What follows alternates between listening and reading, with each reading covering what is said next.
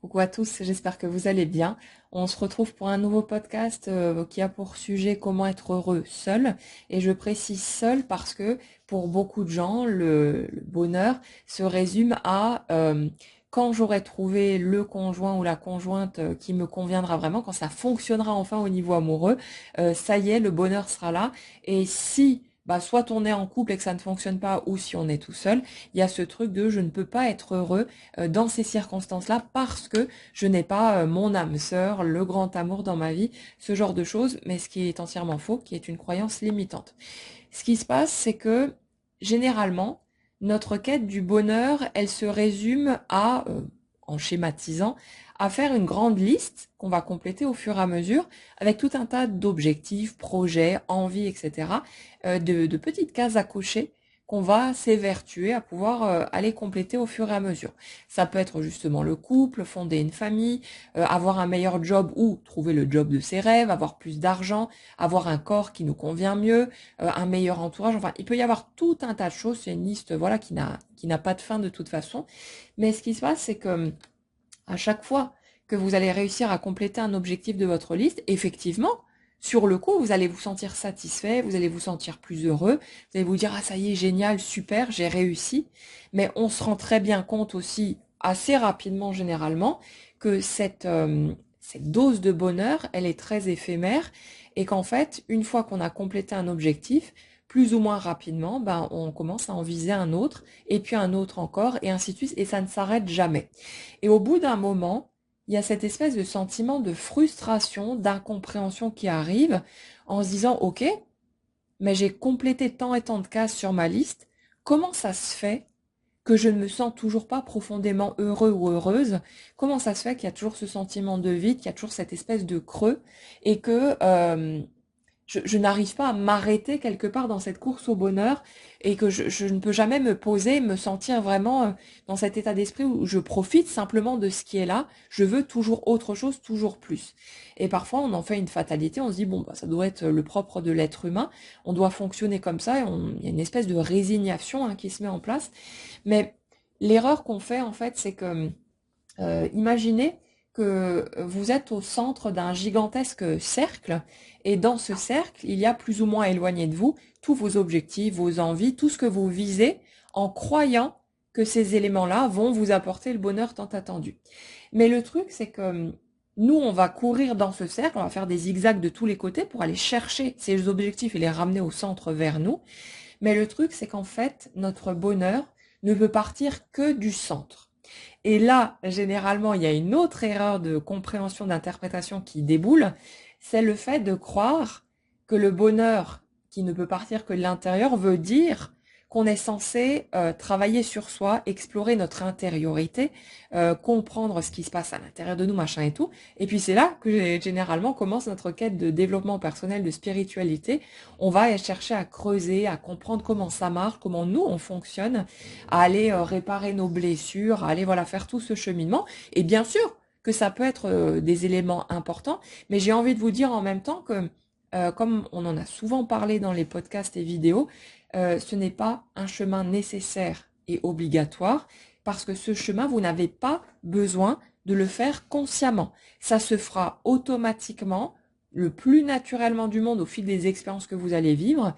Et même si vous ne vous préoccupez absolument pas de développement personnel ou de quoi que ce soit de ce type, la vie, étant toujours le reflet strict de votre énergie, va constamment vous amener les situations dont vous avez besoin, circonstances, rencontres, etc., pour amener ces prises de conscience, ces déclics et tous ces éléments dont vous pourriez avoir besoin. Donc, que vous ayez le nez dessus ou pas, on s'en fout complètement au final. La seule chose qui importe là-dedans, c'est est-ce que vous avez envie d'aller vous intéresser à ça. Si ce n'est pas le cas, ça n'a aucune importance, vous avancerez de toute façon. Donc, il y a ce truc de croire que ce bonheur qui ne peut partir que de l'intérieur veut dire qu'on est obligé de rentrer dans une espèce de chantier à l'intérieur de soi et de passer quelque part tout en revue, de tout réexaminer, les croyances, machin et tout, pour faire le grand ménage intérieur. Et en fait, ce qu'on fait là, c'est qu'on se place à l'étage du mental. Et se placer à l'étage du mental dans des cogitations constantes, dans une analyse, machin et tout, c'est le meilleur moyen de s'éloigner de son bonheur parce que ça nous déconnecte en fait de notre réalité physique. Je suis pas en train de vous dire que c'est pas bien de rêver, que machin et tout, on peut pas se projeter. Chacun peut trouver, si vous voulez, son propre kiff, hein, à sa manière, dans l'expérience qu'il va vivre de sa vie d'humain, et aller explorer tout ce qu'il a envie d'explorer. C'est pas le fait de se tourner vers la spiritualité ou quoi que ce soit d'autre qui va vous empêcher de vivre votre vie pleinement. Mais là où ça pose un souci, c'est quand ça vous déconnecte, en fait, de vos sens humains. Le truc, c'est que notre bonheur crée, si vous voulez, une sensation au niveau physique. Être heureux, on sait qu'on est heureux comment? Parce qu'on ressent quelque chose à l'intérieur. Et ces ressentis, c'est pas un truc abstrait, c'est pas un concept mental, c'est quelque chose qui se ressent dans notre corps. Et pour pouvoir aller vers ce bonheur, ben, on a besoin justement de se reconnecter à ce qui se passe au niveau du corps, au niveau de nos sens. Et c'est tout ça finalement qui va composer un bonheur qui va se construire petit à petit, une espèce d'équilibre dans ce bonheur, pas un shoot éphémère parce qu'on a concrétisé un objectif, mais quelque chose qui va être plus stable, plus constant, plus imposant dans notre vie, qui va prendre beaucoup plus de place. Et ce truc, c'est que ce bonheur-là, justement, il passe par la stimulation de vos sens, et c'est aussi les sens subtils, évidemment, c'est pas que le concret, mais ce bonheur qui ne part que de l'intérieur n'est pas quelque chose qui vous emmène vers votre mental.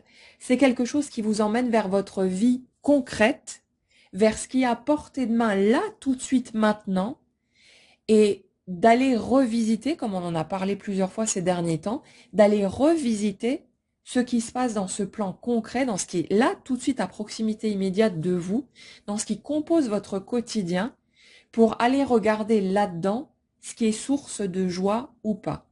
Et le truc, vous voyez, c'est que nous, on a l'impression, surtout si on se sent très malheureux dans sa vie ou vraiment voilà, dans quelque chose de pas très cool, on a l'impression qu'on a besoin de cocher des grandes cases, d'atteindre des objectifs importants à nos yeux pour pouvoir faire partir en flèche, si vous voulez, notre sensation de bonheur.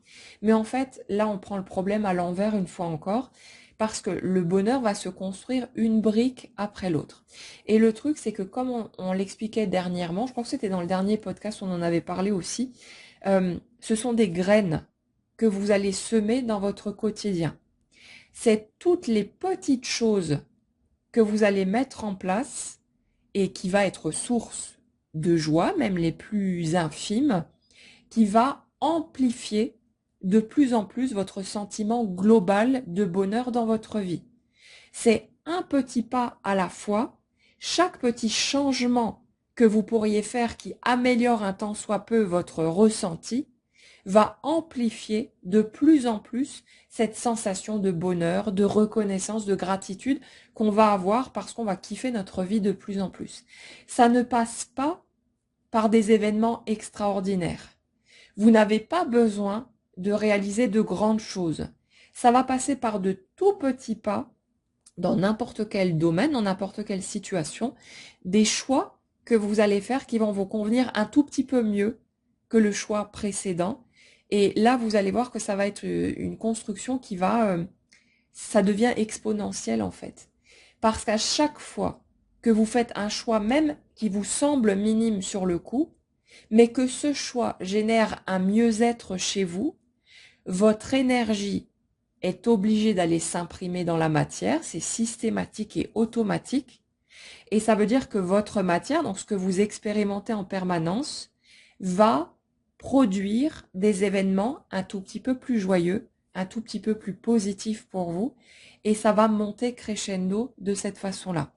Les événements plus positifs et plus agréables qui vont être générés par les choix que vous avez faits, même tout petits, vont provoquer chez vous une espèce de ricochet en fait, qui va amener d'autres options, d'autres possibilités, le champ des possibles s'élargit, et vous allez faire un nouveau choix qui améliore encore un peu plus la situation, et ainsi de suite, votre matière reflète ce changement, ce mieux-être, qui vous le renvoie et qui vous amène à d'autres possibilités pour aller encore plus haut sur cette échelle du bonheur. Et c'est vraiment ça en fait, c'est comme gravir une échelle, petit à petit, barreau après barreau, et ce que j'ai envie de vous dire aussi, c'est que ça ne nécessite pas de gros efforts en fait. Nous, on peut avoir l'impression, si, notamment si on se sent très mal dans sa vie ou que voilà, on a l'impression d'être un peu au fond du gouffre, on peut avoir l'impression que c'est un chantier immense, qu'il y a des efforts monumentaux à faire pour pouvoir atteindre l'état de bonheur, de joie tant désiré. Mais en fait, c'est faux, c'est une erreur, parce que les toutes petites choses que vous allez décider aujourd'hui pour aller vers quelque chose de plus sympa pour vous, vont se déployer, vont prospérer et ça va monter et ça peut aller très vite. Et je vous parlais de notre corps physique, de cette reconnexion finalement à la matière, au concret. Cette amélioration que vous pouvez mettre en place dans votre vie, elle va passer aussi par tout ce qui touche à vos sens. Par exemple, si vous faites quelque chose qui vous permet de vous sentir confortable, de vous sentir bien, ça va automatiquement générer un mieux-être chez vous. Ça peut être au niveau des odeurs, un parfum agréable qui se diffuse dans la maison, bah c'est toujours plus sympa qu'une odeur de friture. Ça peut être notre éternelle corvée de ménage qui fait que visuellement c'est plus sympa pour nous. Ça peut passer par des petits détails qui nous paraissent peut-être futiles ou stupides sur le coup, mais tout ce qui génère un mieux-être au niveau de vos sens va être plus positif pour vous. Ça peut être manger un plat qui vous plaît un peu mieux que ce que vous avez pris l'habitude de manger, auquel vous ne prêtez plus attention. Ça peut être des choses aussi subtiles que ça, et aussi quotidiennes que ça, mais ça passe vraiment par des petits éléments qui vont construire ce bonheur et qui vont créer une espèce de socle qui va soutenir toute votre vie. Et comme dit, le truc, c'est que on n'a pas des efforts de titan à faire, en fait. On a juste, dans les choix qui s'offrent à nous, de faire des minuscules choix, un par-ci, un par-là, pas forcément en permanence, on n'a pas à cogiter tout le temps, mais dès qu'on capte une opportunité, un truc qu'on peut améliorer, qui va être plus sympa pour nous, ça peut être repeindre une pièce dans une couleur qui nous plaît mieux, on va se sentir mieux, et ce mieux-être va venir s'imprimer dans notre réalité concrète, ça va se rapporter à nous à nouveau, et ça va nous offrir encore d'autres choix pour améliorer de plus en plus et construire ce socle de bonheur finalement. Donc le bonheur qui part de l'intérieur, c'est pas je dois relever mes manches et aller m'allonger sur les divans de tous les psys qui vont passer par là. C'est pas je dois creuser absolument mes croyances, mes blessures et machin et tout. La vie s'en chargera de toute façon de vous proposer les circonstances dont vous avez besoin pour réparer ce qui a besoin de l'être. Ça va se faire automatiquement. Vous n'avez pas besoin de vous casser la tête, vous prendre le choix avec ça, surtout si ça vous emmerde. Pour ceux qui aiment ça, bah parfait, allez-y, foncez, hein, prenez votre kiff là-dedans. Mais pour les autres, c'est totalement inutile et je dirais même c'est contre-productif parce que comme dit, ça nous place à l'étage du mental en permanence. On reste dans un processus qui nous coupe de nos sensations, de nos émotions, au lieu de plonger à fond dedans et d'aller prendre ce qu'il y a à prendre de ce côté-là. Donc ce bonheur, il va être accessible, il est accessible en permanence avec tout ce qui est déjà à portée de main. Vous n'avez pas besoin de concrétiser vos grands rêves, vos grands objectifs pour, ça y est, déborder subitement de bonheur.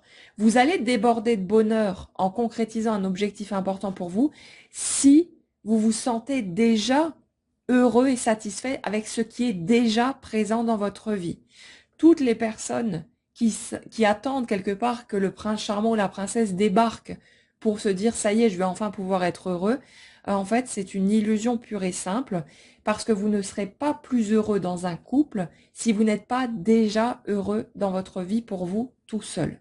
Donc, cette construction du bonheur seul, elle se fait vraiment avec ce qui est à portée de main. Dans votre quotidien, dans votre vie de tous les jours, il n'y a pas besoin d'aller plus loin. Il n'y a pas besoin de faire de gros efforts.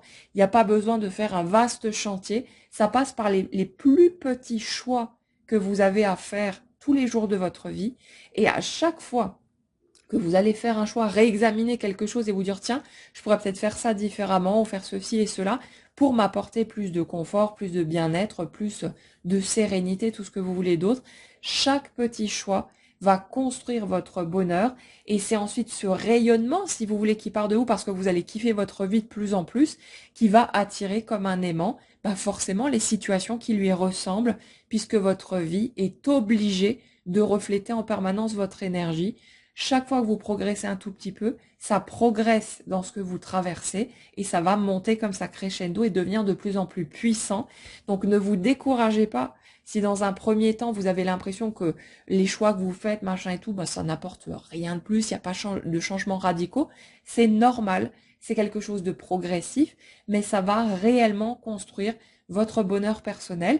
Et ensuite, quand vous allez compléter vos objectifs, là, vous pourrez profiter d'autant plus parce que vous pourrez partager la joie qui est déjà là et non pas essayer de choper de la joie dans l'événement, la rencontre qui vient de se produire, parce que vous vous sentez vide de cette joie-là, elle sera déjà présente et elle va déborder vers l'extérieur et ça ne fera qu'un ricochet qui vous amène en permanence à du plus positif, du plus beau et ce sera comme ça dans toutes les sphères finalement de votre vie.